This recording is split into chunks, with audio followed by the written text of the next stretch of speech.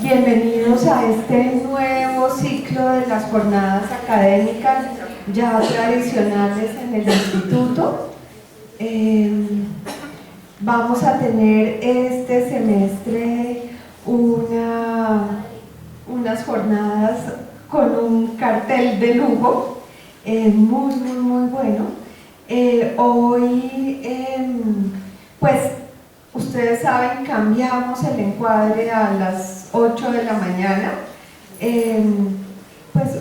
Creo que ha tenido una buena aceptación, nos permite a todos estar como más temprano, funcionar, y hoy entonces damos inicio. Vamos a tener una jornada mensual. Continuamos con el formato de tener hasta las 9 la presentación, de 9 a 9 y media tenemos la discusión, a las 9 y media los invitamos a todos a un refrigerio para que podamos como compartir un poco más tranquilamente, debatir, seguir los cuestionamientos. Y hoy empezamos con la doctora Liliana Patarroyo, que viene de la Fundación Santa Fe. Voy a cederle la palabra a la doctora Adriana Márquez, pero quiero decirle a la doctora que bienvenida, muchas gracias, ojalá sea como la primera de muchas otras más conferencias y de momentos de encuentro entre todos nosotros. Bueno, muchas gracias, buenos días a todos, bienvenidos al inicio de este semestre, las charlas mensuales, las conferencias en cabeza de profesionales de alto nivel. Muy bienvenida, doctora Liliana Patarroyo. La doctora Liliana Patarroyo es colega médico psiquiatra formada en la Universidad Militar. Posteriormente, en la Universidad de Pensilvania hace un entrenamiento en neuromodulación y además tiene estudios de maestría en epidemiología clínica. Pues muy expectantes y contentos de tener acá doctora en su conferencia de dolor crónico, uso de opioides y depresión. La doctora actualmente es miembro titular de la planta de la Fundación Santa Fe. Y pues nada, sin más, bienvenida doctora y gracias por venir.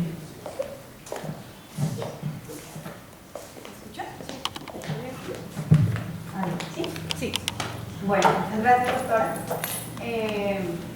Entonces, yo creo que la mayoría ya nos conocemos. Yo trabajo en psiquiatría enlace y además de eso tengo el privilegio de trabajar en el equipo de clínica de dolor y en el equipo de cuidado paliativo. Entonces, por eso el tema.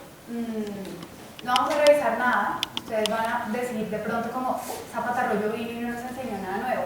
Pero la idea de esta charla, es que podamos integrar conceptos. Bueno, a veces tenemos pacientes altamente complejos y uno dice, pero yo sé de opioides, o yo sé de dolor, o yo sé de esto, pero ¿cómo lo integro en el paciente? Y el paciente lo reta a uno, y a veces uno termina no sintiéndose muy confident, muy tranquilo manejando. Entonces aquí el punto es que podamos organizar ciertas ideas que tenemos y podamos estructurarlas con el fin de que cuando se nos presente un paciente de estos que tienden a ser pacientes muy complejos, podamos abordarlo de una manera chévere. Entonces les propongo que hablemos primero un poquitico de dolor crónico, luego hablemos de uso de opioides, vamos a ver cómo es lo de la comorbilidad entre dolor crónico y depresión, que todos sabemos que es una comorbilidad que existe, pero entonces aterricemos un poquitico el concepto, y luego vamos a mirar cuál es el papel de los antidepresivos en este grupo de pacientes. Entonces vamos a empezar hablando de dolor. Todos sabemos que es dolor, todos hemos tenido dolor en algún punto de la vida, y sabemos que el dolor es una experiencia sensorial que no es placentera. Pero además de eso, no solamente se refiere a esa experiencia, sino a cualquier otra sensación asociada a la lesión que está generando el dolor. Entonces ahí empiezan otros conceptos que ustedes tienen también en la cabeza, como hiperalgesia, como alodinia, todo eso hace parte del dolor. El dolor agudo, pues es un dolor adaptativo que le avisa al cuerpo como, oiga, hay algo que me está dañando un tejido, ¿cierto? Quítemelo, y usa unas vías de conducción que están claramente organizadas para eso, que son completamente adaptativas, y usa vías pues nociceptivas. Pero luego pues el dolor se puede cronificar, ¿cierto? Y ese dolor crónico, pues uno habla de que hay unos grupos que dicen más de 3 meses de dolor, pero otros dicen no tiene sentido poner una clasificación de tiempo si todavía la lesión tisular está activa. Entonces, Más bien se dice que es un dolor que persiste más allá del tiempo de cicatrización o de reparación del tejido que está generando el estímulo, ¿cierto? Pero ese dolor, pues, ¿será que tiene algún valor biológico? ¿Será que si ya el tejido está sano y está cicatrizado, pues, ¿por qué sigue doliendo? Ya no es adaptativo, sino maladaptativo. Se habla entonces de que ese dolor usa mecanismos centrales. Si bien acá habían vías nociceptivas, que son vías periféricas, pues este ya va a implicar mecanismos centrales y va a empezar a alterar la neurobiología. Bueno, entonces, ¿qué es lo que hace que ese dolor, que inicialmente es agudo, es adaptativo, es un dolor con una función protectora, se vuelva dolor crónico? Entonces, pues, recordemos acá, muy rápidamente, yo me voy a bajar de acá porque es que me voy a caer. Recordemos acá las vías de dolor, ¿cierto? Esa figurita uno se la machacaron en el pregrado y un poquitico tal vez en la residencia. Entonces viene acá un estímulo, que es un estímulo que hace daño. Entonces, alguien se está quemando y va por un sistema de conducción que recuerden que las fibras son fibras de conducción lenta. Son fibras principalmente mediadas por sodio y luego llega acá al cuerno posterior de la médula y se va para arriba con unas vías excitatorias, que son las vías que llevan el estímulo nociceptivo aferente, le dicen al cerebro, oiga, hay dolor.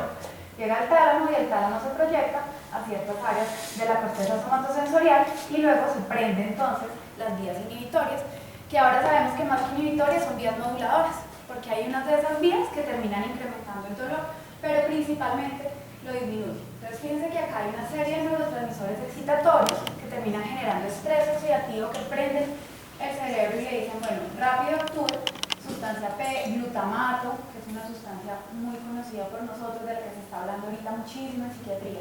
Y fíjense que en las inhibitorias, la mayoría son neurotransmisores muy conocidos por nosotros, la zona de confort de los psiquiatras, ¿cierto? Las normaminas, los opioides, GABA, somatostatina y adrenalina. Bueno, y entonces, acá vienen estas, modulan y se desencadena una cascada de inhibición adaptativa del dolor. Bueno, entonces, ¿qué pasa cuando el dolor se vuelve crónico? Hay un individuo que tiene un estímulo, ¿cierto? Agudo, donde cogen y predominan vías nociceptivas periféricas. Entonces llegó este personaje y se pegó en el dedo chiquito del pie, levante la mano que no se haya pegado, es un estímulo de los más dolorosos que hay. Y entonces, ¿qué pasa? Hay cierta neuroplasticidad, ¿cierto?, que compromete varios dominios, la percepción, la cognición del dolor, atención, emoción, aprendizaje, memoria. Y dice, pues es un dolorcito, pero ese dolorcito termina generando un compromiso en la percepción del entorno del individuo, y eso en individuos susceptibles termina generando un desbalance entre las vías inhibitorias, que ya las vimos ahorita, y las vías centrales. Entonces se me empieza a aprender más que lo periférico, lo central. Eso termina generando cambios en el umbral del dolor, por ejemplo, y termina generando cambios en el funcionamiento del área afectada del individuo. Y ese individuo pues termina generando dolor crónico, ¿cierto?, donde ya no predominan las vías periféricas nociceptivas, sino que empiezan a predominar las vías centrales, las vías emocionales. Y eso se llama el fenómeno de sensibilización central, que yo creo que todos los hemos escuchado y a veces nos han llegado pacientes. Este paciente tiene dolor central, pero ¿cómo que es la vaina? Pues es que le duele en la periferia, pero también le duele en el cerebro. Y esa sensibilización central me prende vías emocionales. ¿Eso qué quiere decir? Que empiezan a pegarse aspectos emocionales del dolor, y ya no es solamente la tristeza de ay, ay, ay, es que me duele y me fracturé el dedito chiquito, sino que de verdad la neurobiología, el tono hedónico del cerebro se empieza a cambiar. Y empieza a haber depresión, ansiedad y algo que es clave, que se llama la catastrofización asociada al dolor. Entonces no es como que el paciente diga, ay, sí, todo es terrible porque es que hay dolor. No, va más allá de esto y termina generando mecanismos maladaptativos ante la lesión, pero también termina generando una construcción cognitiva alrededor del dolor.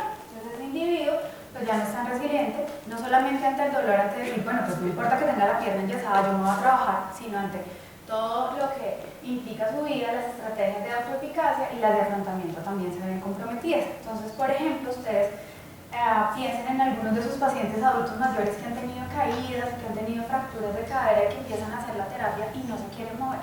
Entonces hacen, por ejemplo, algo que se llama la kinesofobia y eso les impacta de manera determinante la rehabilitación, la fisioterapia, los predispone a que tengan complicaciones tromboembólicas, etc. Es una cascada de eventos desafortunados. Entonces el dolor crónico, pues sí, terrible para el individuo que lo sufre, terrible para la familia, ahora nos tocó ponerle enfermera, etc. Pero ¿qué pasa con el dolor crónico en términos un poco más amplios? Entonces sabemos ahorita que el dolor, que es el quinto signo vital, y hace un tiempo todos los hospitales volvieron somos hospitales donde luchamos contra el dolor, y ustedes se acuerdan de unos botones que a veces usaban los anestesiólogos de estoy en contra del dolor. Y entonces, claro, tiene un impacto elevadísimo. Fíjense que nada más más de un tercio de la población de Estados Unidos, estamos hablando de casi 120 millones de personas, tiene o ha tenido dolor crónico. De esas personas, pues imagínense que aquí esta es solamente dolor lumbar. Si se suma dolor de cuello, pues sube un poco más, pero es la primera causa de años vividos con discapacidad en Estados Unidos. Estos son datos del proyecto de Global Burden Disease. Es un proyecto que coge toda la carga de enfermedad de todo el mundo, ahí está Colombia 2016, y suma por qué se pierde la platica en salud. Entonces estos son datos gringos, ellos están comparando acá en los últimos 26 años, estos datos son hasta 2016, los liberaron el año pasado, pero los publicaron recientemente. Y el costo principal para ellos en términos de costos, no solamente directos, de lo que cuesta ir allá y uno pagar una consulta de especialista y además de eso comprar los medicamentos, sino de lo que cuesta que alguien se quede en la casa y no produzca y no trabaje, pues principalmente es por dolor crónico. Y además de eso, tengan en cuenta acá que el segundo es trastorno de presión mayor. Bueno, y entonces tienen un curvo de gente con dolor crónico, con el grave problema de que a más de la mitad de esa gente le han dado al menos una prescripción de opioides. Pero pues ustedes se acuerdan del CDC y de toda la bulla que hubo en el 2016 cuando se dieron cuenta que se les murió un curvo de gente por sobredosis y dijeron, un momentico, los opioides son solamente para dolor agudo, no para dolor crónico, pero la mitad de esta gente tiene una prescripción. En el 2014 se prescribieron tantos opioides en Estados Unidos que daba para una receta de un mes para cada individuo de Estados Unidos. Entonces tienen un fenómeno importante y eso pues hace que el trastorno por uso de opioides esté también dentro de los 10 principales causas de carga de la enfermedad en Estados Unidos. Entonces los opioides se pusieron de moda, ¿cierto? Se pusieron de moda porque se les moría la gente. Se les moría inicialmente mucha población afroamericana y ellos como con cierto concern en términos de salud pública, pues sí, pero entonces es la gente que abusa de heroína, pero pues es unas personas que no son las más productivas para el sistema, entonces los recursos no se han derivado tan bien y los derivaban a partir del sistema carcelario y era algo que no funcionaba muy bien. Pero ¿qué pasó? Que se fueron dando cuenta que cada vez se incrementaba mucho más la población blanca que se moría por sobredosis. De hecho, en lo que va corrido de este año, se han muerto más blancos por sobredosis que afroamericanos. Y eso los tiene paniqueados. Entonces, ¿qué pasó? En el 2016, 42.000 muertes por abuso de opioides. La mitad con opioides prescritos. Entonces empezaron a ver, esto es iatrogénico. Estamos exponiendo a los individuos de alto riesgo, no los estamos evaluando bien, qué es lo que está pasando, les estamos dando a los pacientes con qué engancharse, con qué morirse. Pero además de eso, pues había un curvo de gente que cumplía criterios de trastorno por uso de opioides. Y eso genera un costo elevadísimo. Entonces hizo que generaran iniciativas como esta. Ustedes saben de Naida y saben de Nora Volkow, que es una psiquiatra que ha venido acá, de hecho estuvo hace unos 5 años en un congreso nacional. Y esta señora lo que dijo es, vamos a hablar con toda la gente que maneja dolor y los vamos a traer hacia la psiquiatría. Y vamos a empezar a crear estrategias conjuntas con anestesiólogos, con médicos de cuidado primario, con el que quiera, para trabajar en la identificación temprana de esos pacientes y para entrenar a la gente en que pues hay que manejar el dolor de una manera diferente a solamente usar narcóticos. Y entonces, pues empezamos a tener un poco más claridad acerca de cómo es que funcionan los opioides, qué es lo que pasa con los opioides, por qué nos quedamos enganchados a los opioides, porque es que se siente tan chévere.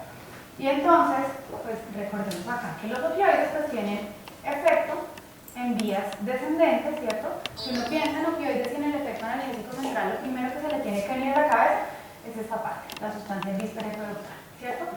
Y ahí empieza una serie de eventos neuroquímicos que terminan generando pues la analgesia, pero no se queda solamente en la analgesia, y ese es el problema, sino que se va a áreas un poco más corticales y termina pegándole sistema límbico y termina pegando acá córtex cingulado anterior, ínsula y hipotálamo, y si eso no les suena a ustedes un poquitico en regulación emocional y en regulación emocional como alta, entonces termina también generando un desbalance en la neurobiología hedónica del cerebro. Bueno, y entonces pues es que eso se parece un poquitico a ese dolor crónico, a un poquitico de depresión, y entonces ¿será que la depresión es dolor emocional? Y empieza ahí uno a pensar como que es que si los opioides no solamente sirven para el dolor somático de ay, ay, ay, es que me quedó aquí la rodilla porque en algún punto me quemé, sino que también para el dolor emocional que termina siendo representado somáticamente. Bueno, así muy de rapidez, recuerden que los opioides tienen pues principalmente 3 receptores que se han descrito ampliamente, que todos median analgesia, pero además de mediar analgesia, también median algunas emociones: euforia, ansiolisis y disforia. En disforia hay un cuerpo grandísimo de estudios que son estudios muy interesantes. Si algún día están despachados un domingo por la tarde, búsquenlos. Y la manera en cómo un individuo se pone más agresivo que un animal al nivel de un animal es modificándole ese receptor. Es bastante interesante. Ahí entiende uno porque esos pacientes son tremendamente demandantes y tremendamente irritables. Bueno, pero entonces, si nos ponemos a hablar del efecto analgésico, principalmente va mediado por los receptores mu. Y esos receptores no solamente se quedan en nocicepción, pues porque es que ya sabemos que no solamente los opioides quitan el aspecto somático o sensorial del dolor, sino también aspectos emocionales.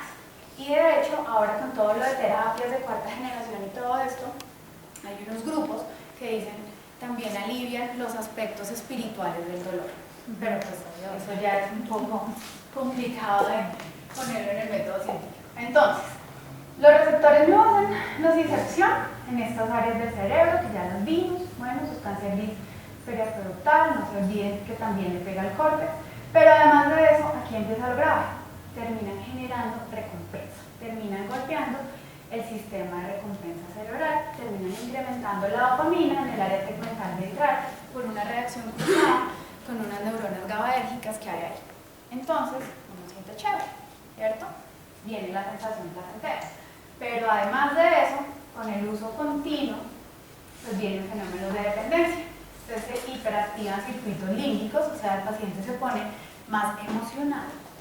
Hay una inhibición cortical, ya no tiene la capacidad de decir, no, momentico, me estoy sesgando hacia esto, entonces tengo que enfocarme en que esto es un tratamiento a corto plazo para el dolor y no puedo tomarme más de las pepas que el doctor me dijo. Y además de eso se activa el sistema de recompensa cerebral y viene la dependencia. Entonces antes decíamos no. Eso solamente pasa cuando uno toma más de 3 meses de opioides. Eso 3 meses es el punto de corte, y si uno toma 2 meses con 20 días no va a pasar nada. Pero no. Ahora sabemos que hay individuos que tienen cierta vulnerabilidad dada por genética, dada por factores de riesgo psicosociales, que con las primeras dosis ya tienen todo esto andando.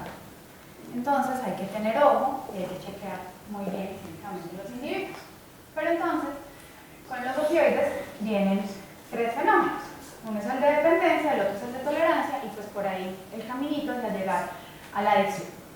Entonces la dependencia, que no solamente es la dependencia fisiológica, que la dependencia fisiológica pues es normal, ¿no? Si uno se toma un medicamento que tiene impacto en ciertas células que son excitables, pues la célula al uso repetido se va a acostumbrar.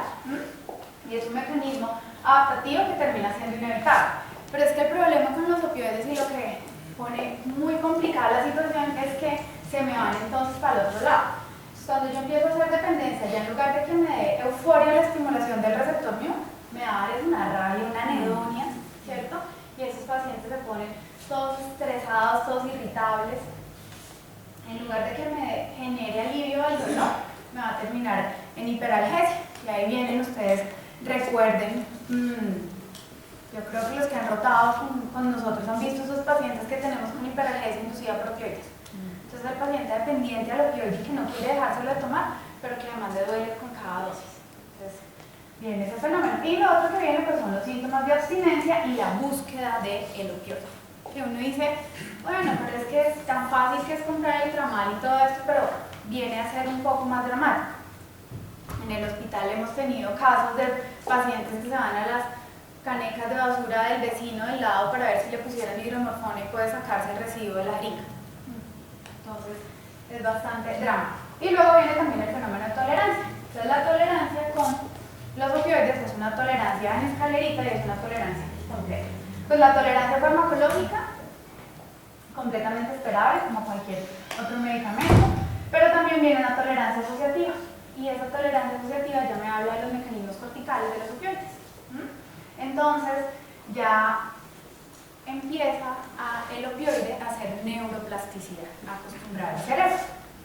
Luego viene algo que se llama la hiperalgesia inducida por opioides, y es que el opioide mismo termina generando dolor, termina excitando a la célula, pero para que genere dolor. Y pues también aquí hay que tener en cuenta la hiperalgesia por abstinencia, que es diferente a la hiperalgesia inducida por opioides, un poquito más complejo. Y estos dos ya me hablan de sensibilización central. Y ahí está el paciente un poquito jodido. Bueno, ya se complejiza la vaina. Y luego, pues ya llega la adicción, pero ¿cómo se llega a la adicción? Entonces es que esta es una adicción que es una adicción médica, porque es que el individuo tenía por qué estarse tomando un medicamento. El individuo no resultó de la nada como, pues venga me lo pongo a chévere, porque es que no estamos hablando acá del personaje que se chuta heroína, sino que estamos hablando del personaje que llegó con un síntoma al que le dimos una intervención nosotros como equipo médico. Entonces, le pusimos un poquito de hidromorfona, se le quitó el dolor y empieza una falencia motivacional. Oiga, se me quitó el dolor. Pero además de eso, el opioide, pues, altera un poquitico el tono hedónico, porque si alguno acá está expuesto a opioides, se siente chévere tomarse una dosis de un opioide de eso, y eso es algo que es inevitable. Entonces viene una recompensa farmacológica. Me tomo la pepa muy juicioso porque es que esa pepa me quita el dolor, pero además de eso, como que chévere. Y esa recompensa farmacológica pues responde a la sensibilización del tracto mesolímbico. ¿Se acuerdan que les dije que había una reacción cruzada? Entonces me incrementa la dopamina en el sistema de recompensa cerebral y ahí ya voy perdiendo porque ya me va gustando mucho y le va gustando mucho a la química de mi cerebro. Y viene entonces la búsqueda de opioides. Doctor, es que a mí me va muy bien cuando usted me manda las pepas de hidromorfona, pero entonces se me están acabando porque es que también le dio el dolor a mi abuelita y no sé qué, y los pacientes empiezan a usar términos como, es que a mí me gusta tener una reservita en la casa, porque es que eso a veces se le acaba a uno y es difícil. Y entonces vienen esquemas de uso automático del opioide. En clínica vemos al paciente como que llega la enfermera y todavía no es hora del medicamento, ya me lo viene a poner. Ya automáticamente cualquier cosa asociativa le termina generando el deseo del opioide. Y hay un sesgo atencional, entonces a mí apaga un poco toda la parte cortical, me inhibo mecanismos altos y empiezo a enfocarme muchísimo más al dolor. Y eso también tiene que ver con la red de modo por defecto. Si se acuerdan que en la diapositiva que les mostré cómo actuaban verticalmente los opioides, estaba el córtex insular, ¿cierto?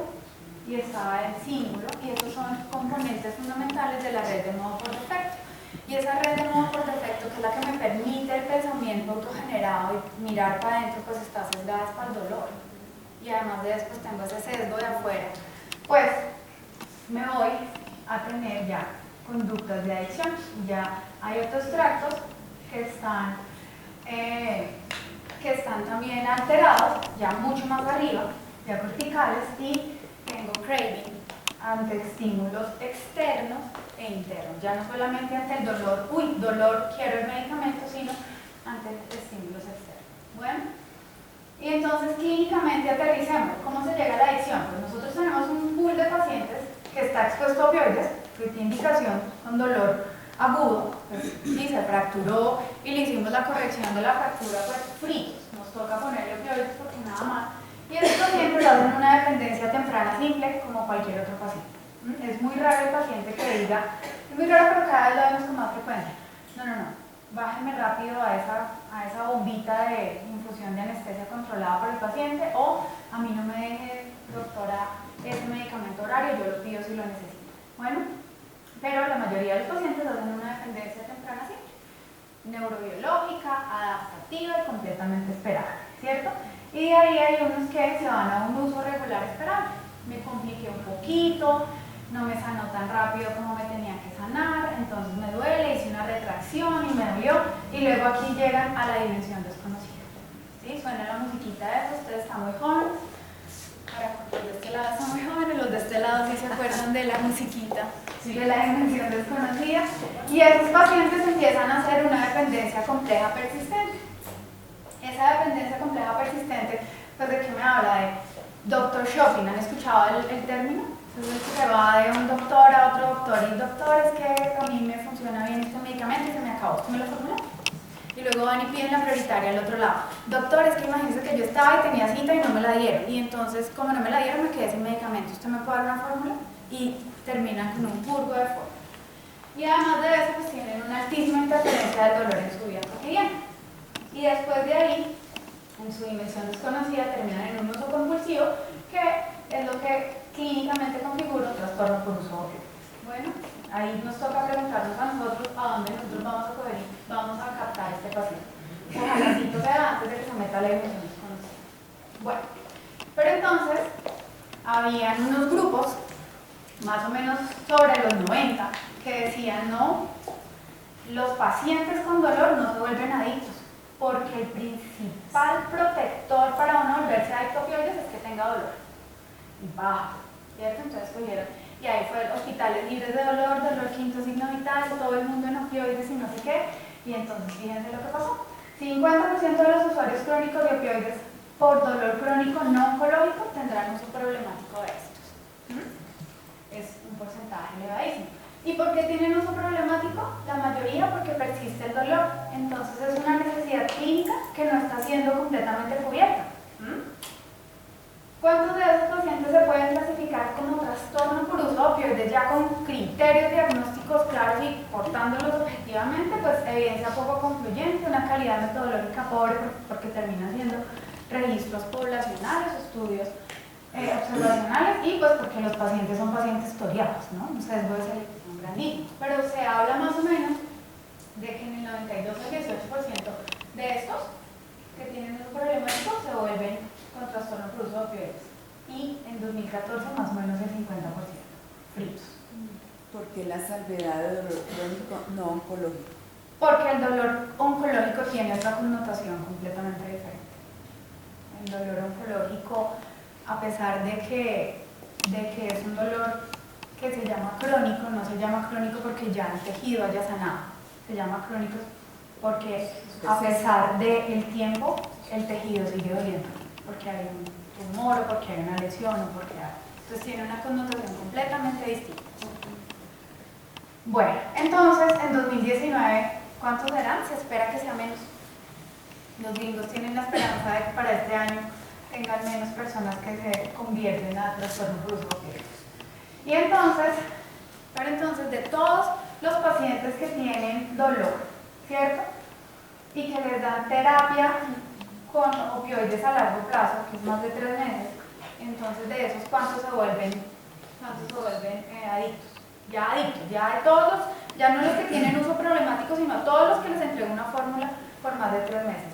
¿Cuántos de esos se vuelven adictos? A ver, ¿qué opinan ustedes? Voten cifras. A ver, hay una participación. 50. 90%. 90, ¿no? Yo. 50. 50. De 35 al 40. Del 8 al 12%. Bueno, pero acuérdense que estamos diciendo que en Estados Estados Unidos más o menos 60 millones de individuos tienen una prescripción. Entonces es altísimo.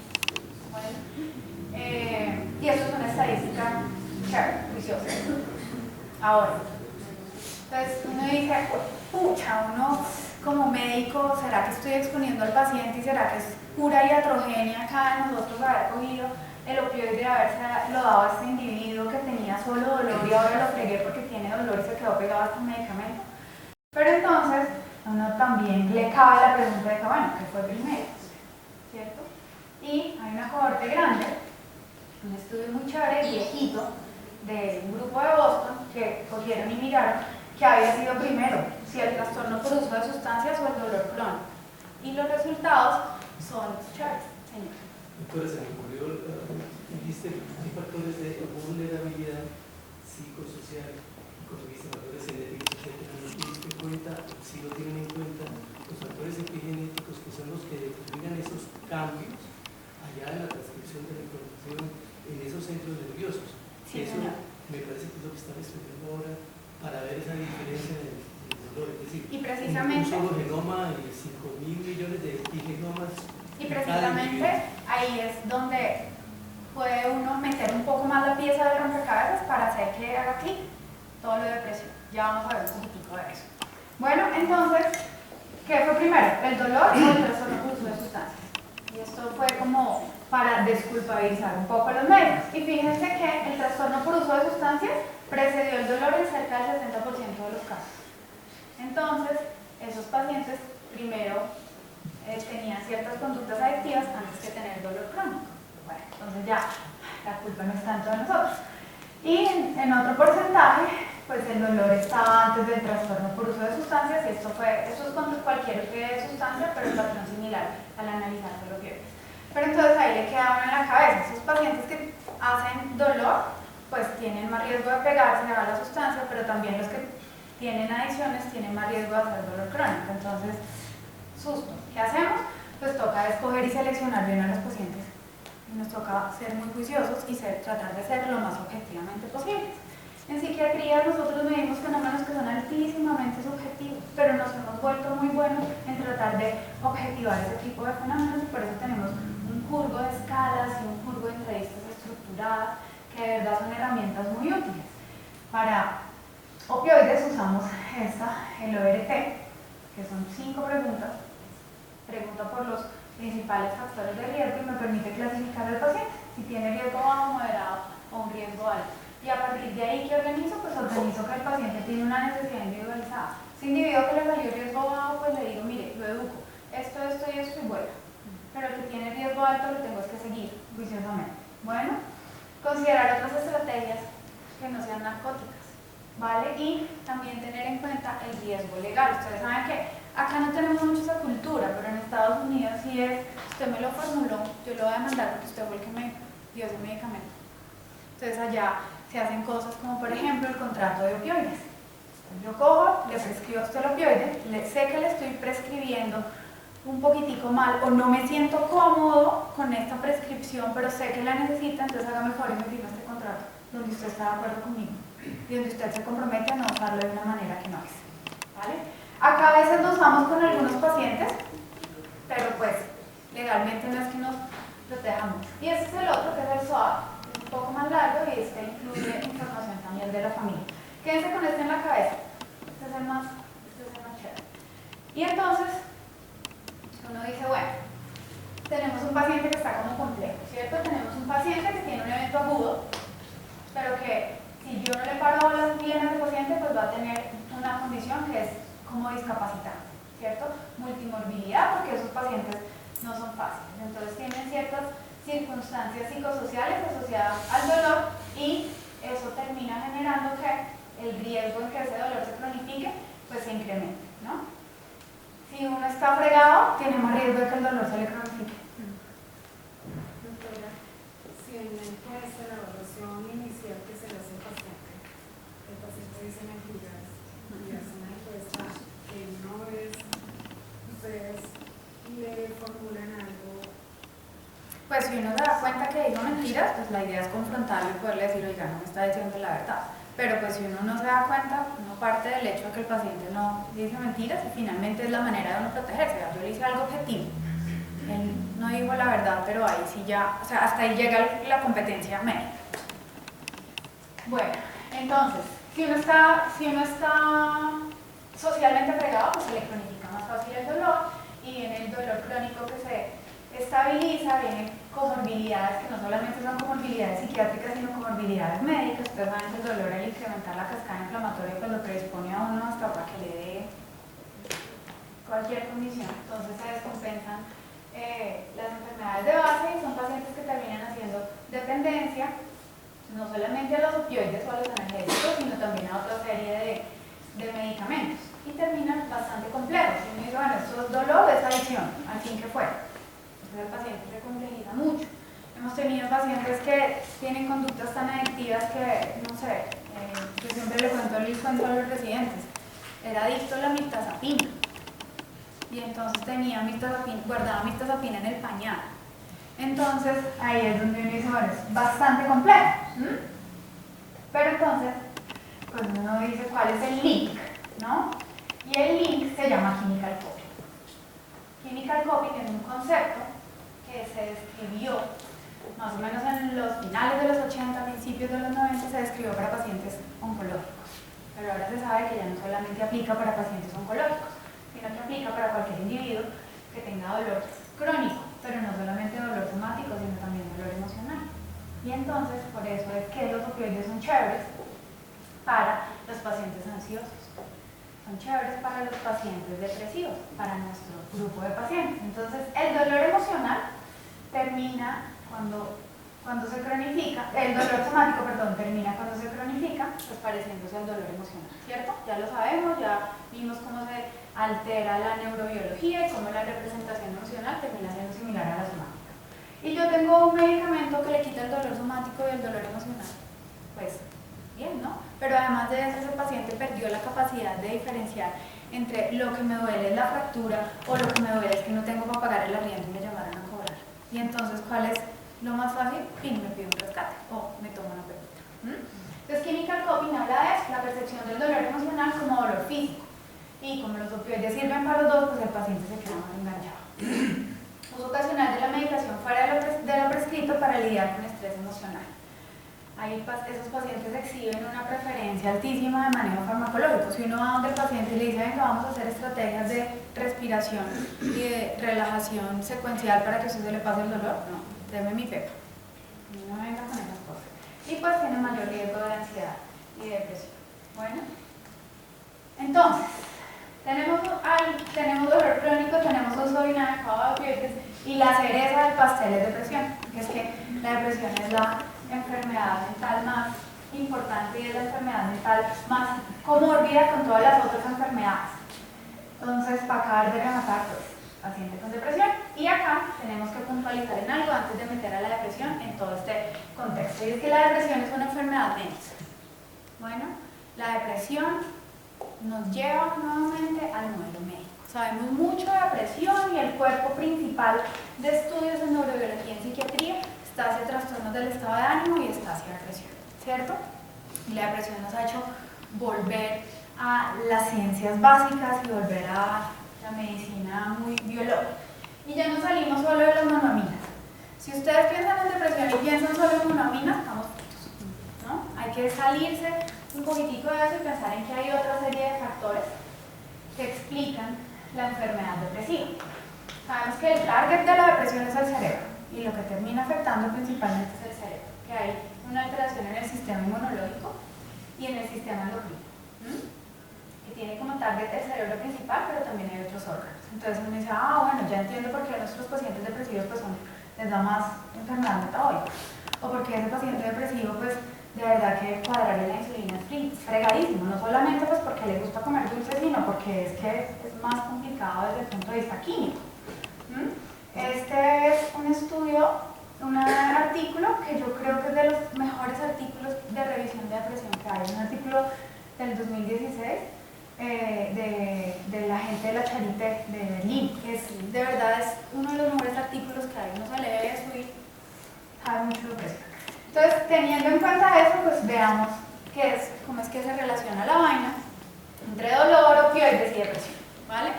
Acuérdense que acá vamos a integrar. Entonces, hasta el 80% de los individuos que sufren depresión tienen dolor crónico. ¿Han ustedes evaluado dolor en sus pacientes depresivos? Si uno le pregunta al paciente si le duele, créanme que le va a decir que sí. Sí, doctor, mire, yo desde hace años tengo un dolorcito acá y no sé qué es. Bueno, hasta el 80%. Y 50% de los pacientes que tienen dolor crónico sufren de depresión. Es altísimo.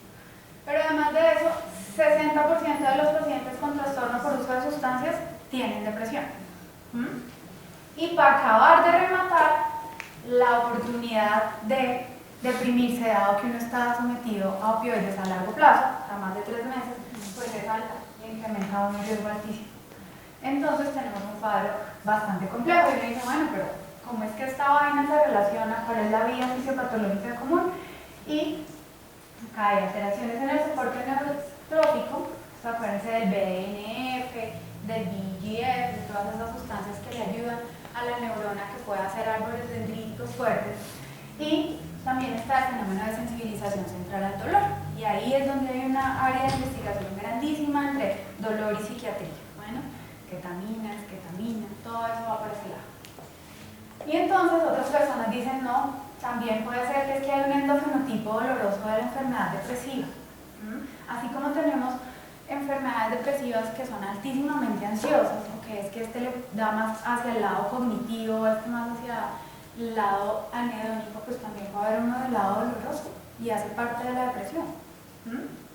Entonces, hay que poner el panorama completo. Esta es una figura de un artículo colombiano, de profes colombianos, está en la revista colombiana de psiquiatría, el doctor Arango de Cali, donde muestra cómo este fenómeno que se llama el kindling comparte, pues, nos lleva a vidas compartidas entre dolor crónico y trastorno depresivo.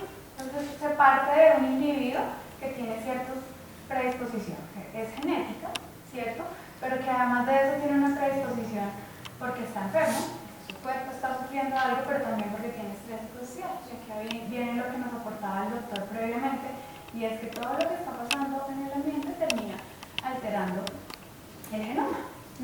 Y entonces, ¿qué pasa ahí? Pues hay una alteración en el eje hipófisis, hipotálamo, adrenal, que eso lo sabemos todos, y yo creo que ese es el punto de partida de la enfermedad mental. Pero ¿qué es lo que pasa? Alteración de receptores de glucocorticoides. El receptor de glucocorticoides se le daña a uno y uno se frena. Bueno, y de ahí para arriba siguen una serie de alteraciones que lo que hacen es que se disminuya el trofismo cerebral.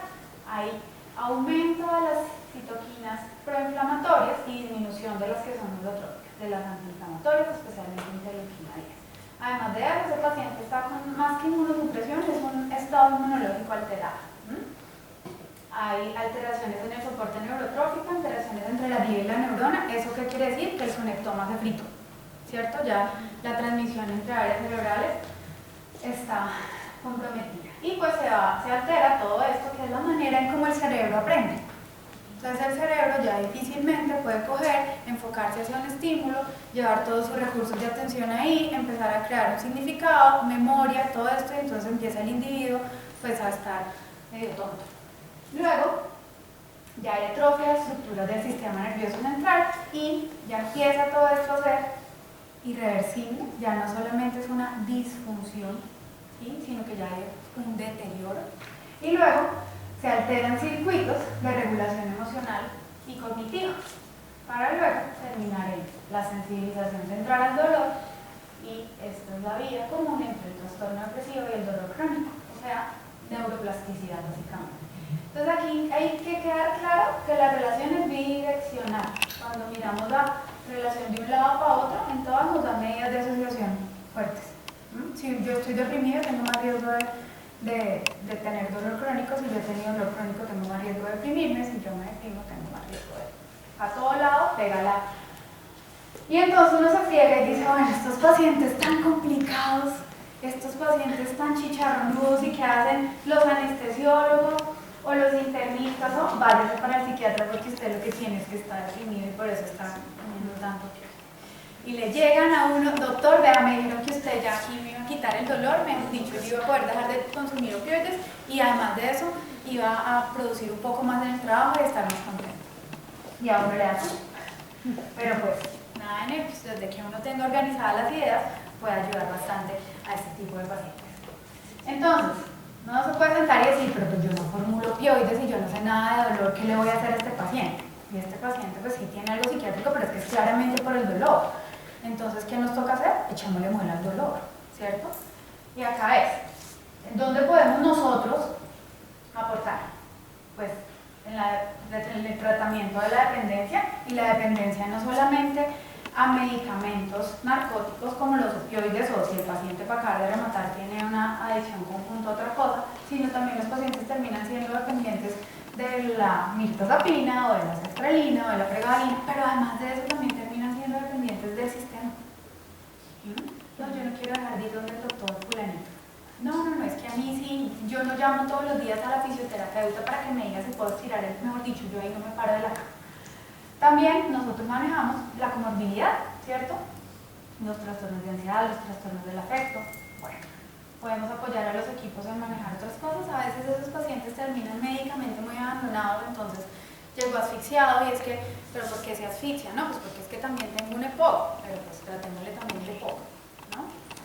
También apoyamos en reducción de la polifarmacia. Es muy frecuente que vamos al paciente que tiene algo para dormir, algo para la ansiedad, tiene además de eso un antidepresivo y tiene un gabapentina.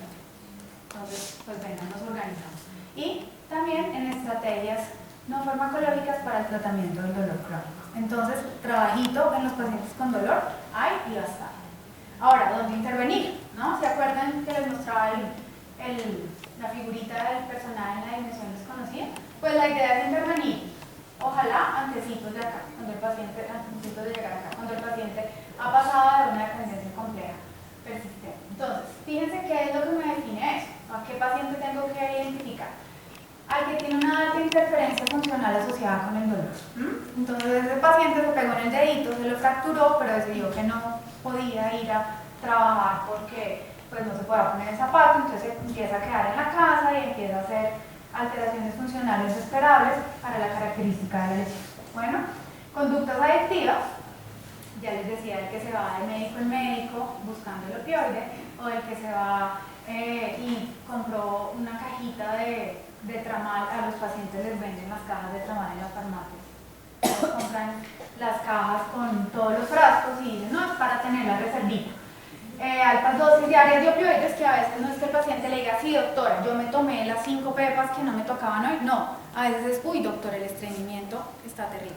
No, eso es difícil, el estreñimiento que me da, y mejor dicho, uno los mira y claro, tienen el intestino narcótico, ahí están de una semana sin hacer reposición. Y los pacientes con depresión. Entonces, nosotros los podemos captar, de verdad, antes de que lleguen acá a la dimensión desconocida y terminen en un trastorno por uso de opioides. Pero entonces, ¿qué tenemos que ofrecer?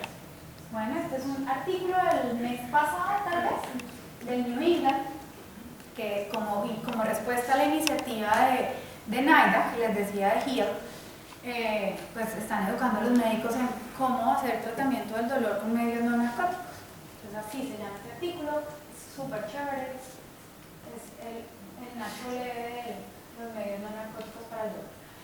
Tenemos intervenciones no farmacológicas con evidencia chévere, obviamente principalmente evidencia para terapia cognitivo-conductual, que es la terapia estructurada, que puede ser sometida al método científico y que por eso es que tiene más evidencia.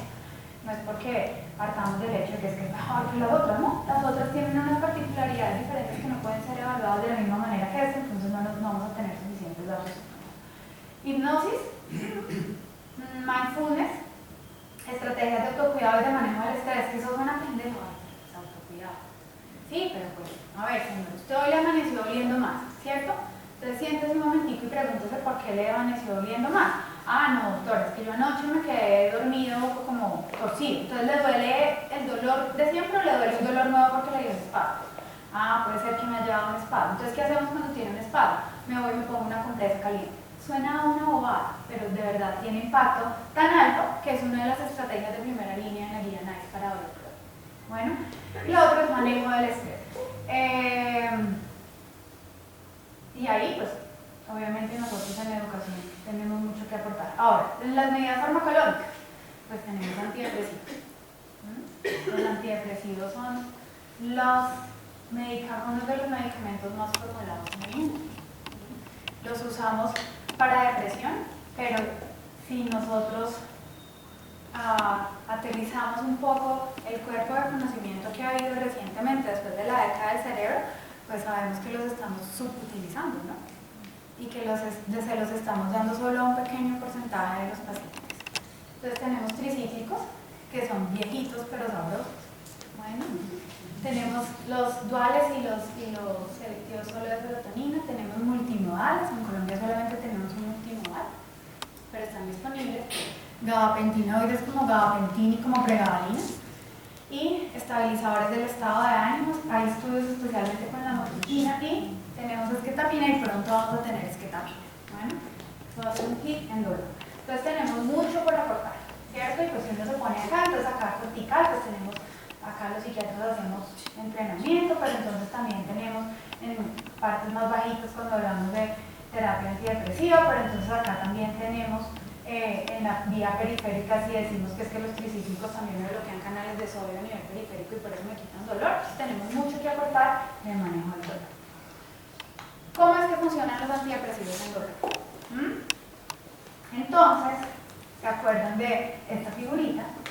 Esta figurita, aquí les señalo las sustancias que principalmente pegan los antidepresivos. Les decía glutamato, que es la que se encarga principalmente de la sensibilización central al dolor. Entonces, en la vía ascendente, en la vía de la aferencia dolorosa, si yo logro modular el glutamato, mejoro un poquitico al paciente. Y ustedes saben que algunos antidepresivos de manera directa, como los multimodales, y el resto de manera indirecta, terminan generando alteración en glutamato.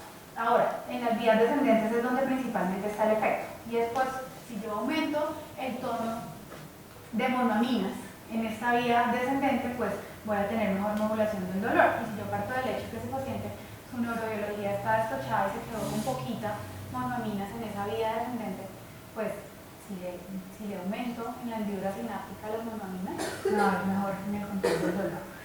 Entonces, los antidepresivos bloquean la sensibilización central, ¿cierto? A través del glutamato. Disminuyen la producción de interleuquinas que son proinflamatorias y aumentan las que son antiinflamatorias. Disminuyen la activación del receptor GABA. Entonces el paciente está menos pegado y menos irritable ahí con la vaina. Incrementan el tono noradrenérgico central, pero también periférico. Y además de eso, pero esto es básicamente con los tricíclicos, ¿no? Me bloquean los canales de calcio. Entonces me disminuyen la conducción. Bueno, entonces parece que funcionan y funcionan súper bien si uno lo mira desde el punto de vista fisiológico. Pero es que los antidepresivos, además de mejorar la depresión, ¿cierto? Porque todos los 21 antidepresivos que tenemos disponibles mejoran la depresión. Y este es ese estudio que está así súper traqueado, que tiene como 1 año y medio, que es el metaanálisis de Suchiani. Sabemos que los antidepresivos mejoran la depresión, pues también sirven para el dolor. Y es un artículo que no es de los más nuevos, pero sí es el más completo en términos, porque no sabe nada, de cuáles son los estudios que se han hecho con antidepresivos en dolor. Entonces, en dolor crónico, obviamente dolor crónico no oncológico, les ha ido muy bien. Imagínense que los números necesarios a tratar son entre 3 y 6. ¿Cuál es el número necesario a tratar de los antidepresivos en depresión? Doctora en residencia. Bueno, más o menos cercano a 6.57. Entonces, en dolor, un NNT de 3 para mitriptilina es buenísimo. De 6 para los ISRS. Además, se sabe que el inicio del efecto analgésico es temprano. Sabemos que tenemos que esperar al menos 2 semanas para que haya un efecto antidepresivo, pero en dolor, 1 semana. Y además de eso, el efecto es independiente de la mejoría en el estado de ánimo. Entonces, piensen en las diapositivas anteriores. No solamente sirven porque mejoran la depresión, sino que también mejoran el dolor. Bueno, y los tricíclicos, una salvedad chévere a dosis bajas. Bueno, uno siempre tiene miedo con los tricíclicos, porque bloquean los canales de sodio, y como bloquean los canales de sodio, pues entonces hay más riesgo de que al corazoncito le pase algo, y porque tienen potencial anticolinérgico. Pero a dosis bajas, señor. Doctora,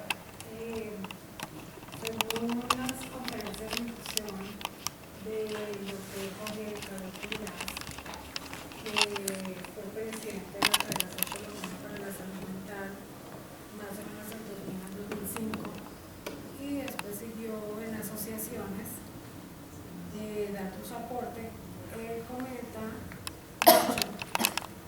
el momento en que deben o suspender el antidepresivo, porque ya un uso prolongado puede virar el paciente a el término que les fascina, que se llama manía. ¿En qué momento se debe como parar el uso continuo de un antidepresivo que le esté causando mucho bienestar, pero luego vira manía, según lo que dice el doctor? Yo creo que es claro, no solamente con los antidepresivos, sino con cualquier medicamento y especialmente con el en psiquiatría, que sea todo individualizado y personalizado, ¿no?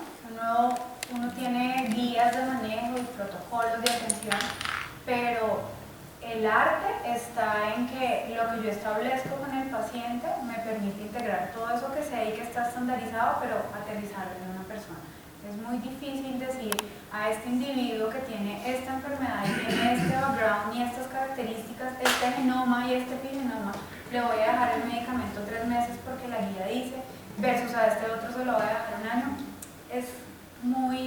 Es muy complicado hacer. Hay ciertos puntos donde uno reevalúa con el paciente la continuidad o no del tratamiento, pero le reitero, eso es algo que termina siendo algo de la relación terapéutica. Y no será bueno a nuestros pacientes que están por consulta externa, normalmente le dan a esos pacientes mes a mes consulta o cada 3 meses. Si ya se está viendo que les está produciendo cambios en el estado de ánimo, ¿sí? Puede ser relacionados o con el uso prolongado del medicamento o con el ambiente en el que se desempeña, ¿no? Ya sea laboral o familiar, ¿sí? Pero como una psicoterapia más seguida, Sí, eso es algo, de nuevo, no control de medicamentos, sino psicoterapia de terapia. De nuevo. No con el psicólogo que no la conoce, ni conoce el paciente, sino función del mismo médico. Eso es algo que igual se organiza como con el terapeuta. Bueno, creo que nos desviamos un poquito. Sí, perdón, Entonces, doctor, disculpe un segundo, quiero hacer un encuadre. La propuesta es que se acabe la conferencia y luego venga el ciclo de preguntas en la mesa redonda. Muchas gracias. entonces, ¿cómo usarlos? Los más usados, los tricíclicos, mejor evidencia, dosis bajas.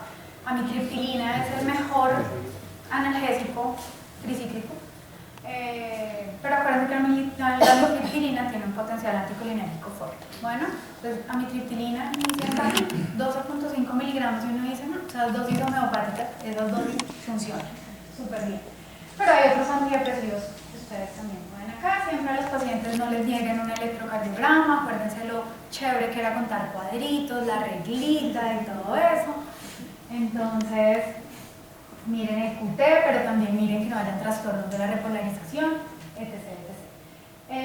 Con los, es que no se ve, les ofrezco disculpas, con los inhibidores selectivos de recaptura de serotonina, pues para esos pacientes que tienen issues y que no toleran muy bien los tricíclicos, esos antidepresivos sí nos toca llevarlo a dosis más altas. Bueno, entonces, por ejemplo, con fluoxetina casi hasta 80 miligramos día para buscar efecto analgésico.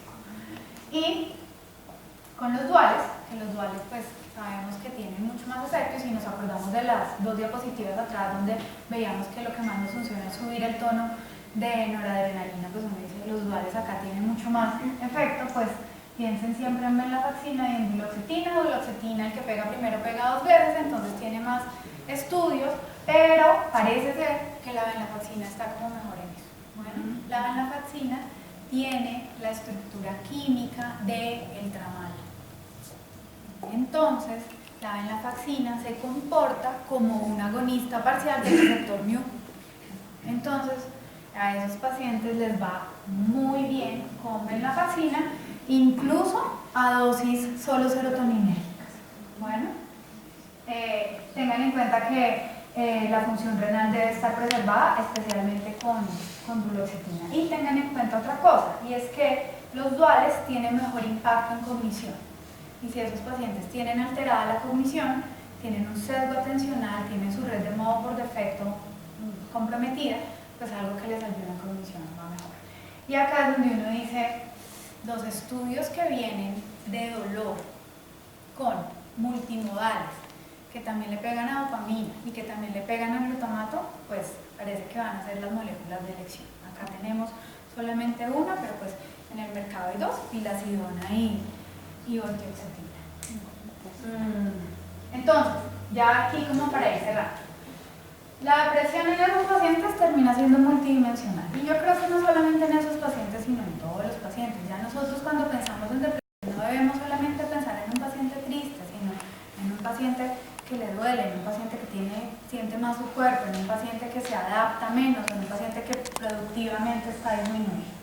Entonces tenemos que impactar varios targets en esos pacientes, no solamente analgesia y no solamente mejoría en estado de ánimo, sino también que pues tenga equilibrio funcional y que impacte en cognición, ¿cierto? Tenemos que tener claro que las intervenciones en esos pacientes deben ser multimodales, que no trabajar en equipo, que solamente abordar al paciente y hacerle un Montgomery y decirle, bueno, entonces usted se ha visto triste cuando se mira en el espejo, alguien le ha dicho que está triste, está pensando usted que la vida no vale la pena ser vida, si nos quedamos en eso, estamos desatendiendo al paciente. Tenemos en cuenta que podemos nosotros aportar estrategias farmacológicas y no farmacológicas. Bueno, que los antidepresivos están en primera línea y de hecho los antidepresivos en dolor terminan siendo usados aún sin depresión.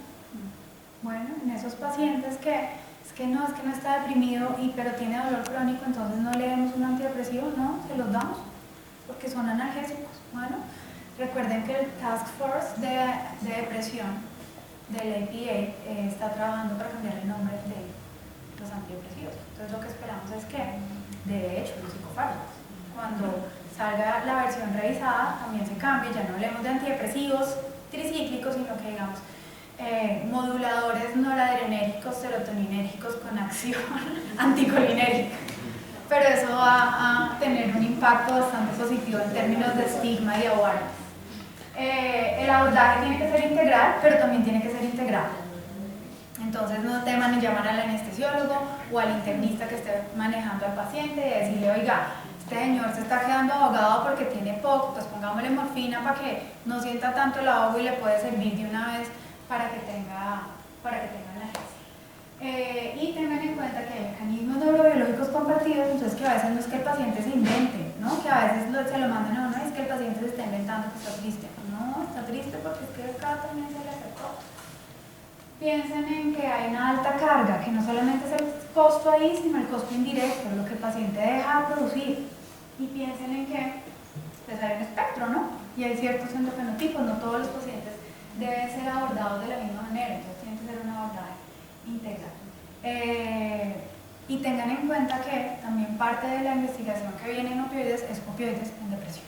Bueno, hay estudios de buprenorfina, que es un agonista parcial en depresión. Hay una revisión sistemática, de hecho reciente, pues que no le ha ido bien, pero es que los tamaños de muestra no son buenos ni nada de esto, pero tengan en el radar que seguramente a la vuelta de unos años vamos a terminar hablando de cómo modulamos el sistema opioide para poder tener efectos a nivel de estado de ánimo.